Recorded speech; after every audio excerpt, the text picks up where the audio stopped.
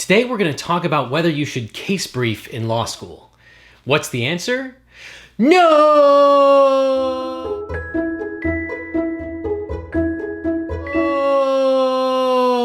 Do not case brief. If you're not sure what a case brief is, here's a quick overview. A case consists of many different parts, some of which are theoretical and some of which are actually labeled in the case itself. For example, the parties, who was involved in the case.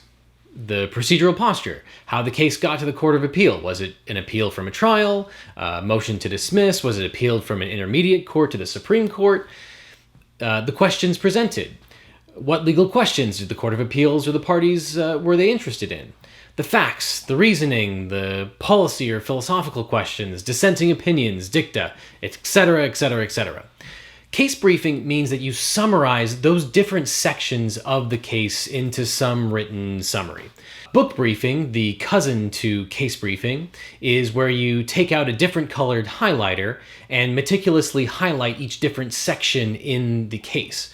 That's why it's also known as rainbow briefing. This process takes hours.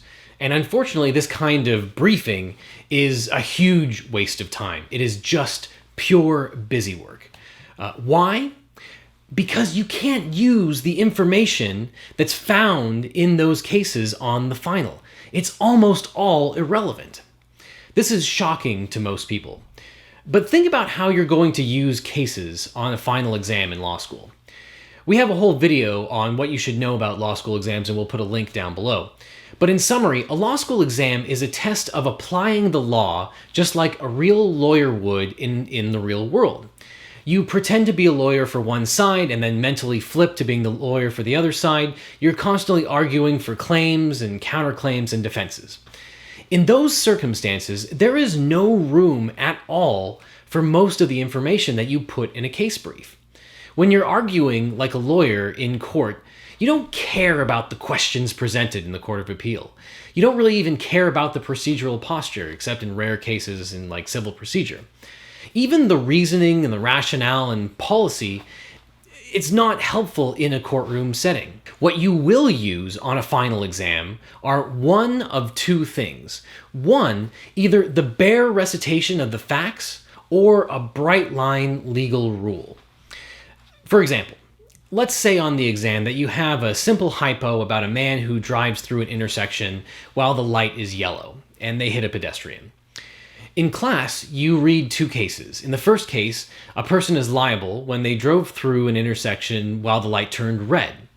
In another case, the court simply held that a driver is liable for any inherently dangerous activity.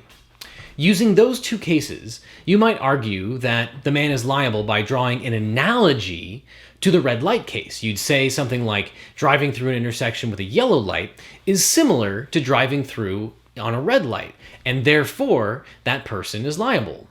Or you might say that based on the rule of the second case, driving through an intersection with a yellow light is an inherently dangerous activity, and therefore they are liable. Or you might argue the opposite. It's not analogous to the red light case, or it doesn't fit the rule that driving through a yellow light is an inherently dangerous activity, and therefore he's not liable. But the way you use cases is that you use the rule or you use the facts, and that is it. It's why it's so bad to brief a case. You're just putting down and recording irrelevant information that you are not going to be able to mobilize on your final exam. So why would people do this busy work? Because it's the kind of work that seems like it might be helpful. It's the kind of discrete activity that you can check off your to-do list. You can set a goal and you can do it in terms of case briefing. And during the regular semester, there just simply aren't that many things that you can check off your list of things to do. Without midterms or papers or pop quizzes, there are just no indications during the regular semester that you're on the right track. You feel largely adrift without hard deadlines and discrete tasks, except, of course, for the final exam at the end. So, case briefing provides a sense of accomplishment. But unfortunately, that is an illusory feeling. Your only resource in law school is time. If you give it up by studying the wrong things, you're dead in the water. Don't get sucked in to briefing your cases. It's just a waste of time. Instead, focus on distilling the information. Just use the parts of the case that you're actually going to use on your exam. Put it in a good outline and start taking practice tests. Apply the information. Apply the cases that you get, and you'll see that case briefing is just a total waste of time. So don't give up your time without a fight.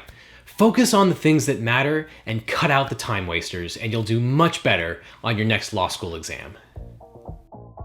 Hey, hold on. If you want to spend less time studying and get better grades, you're in luck. We've put together a free ebook, The Ultimate Guide to Law School Cases. Just click the link below to download. It's some of our best strategies on reading cases in half the time while better preparing for finals, and I promise you will never case brief again. Just click below. Also, if you like this video, please subscribe to our channel. We come out with new videos on how to crush law school all the time. Thanks from everyone here at Legal Eagle.